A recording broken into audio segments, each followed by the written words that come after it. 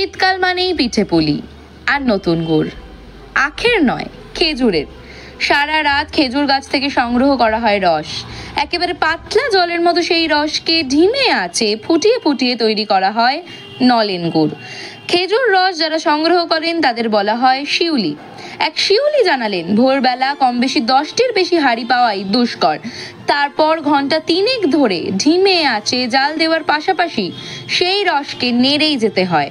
আর 10 হাঁড়ির রস কমে গিয়ে দাঁড়ায় মাত্র 1.5 হাঁড়ি, মানে 8 কিলোয়। তার মধ্যে আবার 3 কিলো শিউলিরা তুলে রাখে পাটালির জন্য। বারবার ফুটিয়ে রসের ঘনত্ব বাড়িয়ে তৈরি করা হয় পাটালি। গরম মোটা রসকে যে পাত্রে ঢালা হয় ঠিক সেরকমই আকার নেবে পাটালি। তবে এ তো গেল 100% খাঁটি নলেন গুড় তৈরির। অথচ বাজারে যে নলেন গুড় বিক্রি হয় তা আসলে সেটা নলেন গুড়ই নয়। প্রচুর পরিমাণে চিনির রসের সঙ্গে নলেন গুড়ের এসেন্স বা গন্ধ মিশিয়ে চলে লোক ঠকানো কারবার।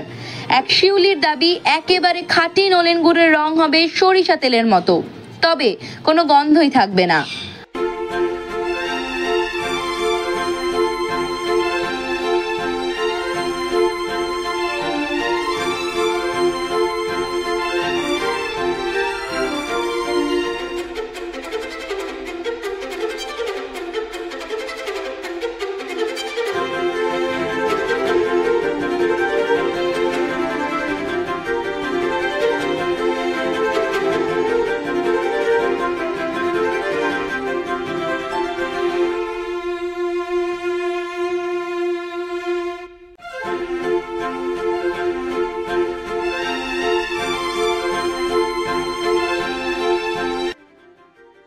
চিনিতে মধুমেহ হবার সম্ভাবনা থাকলেও 100% বিশুদ্ধ নলেন গুড়ে মধুমেহ হবার সম্ভাবনা থাকে না।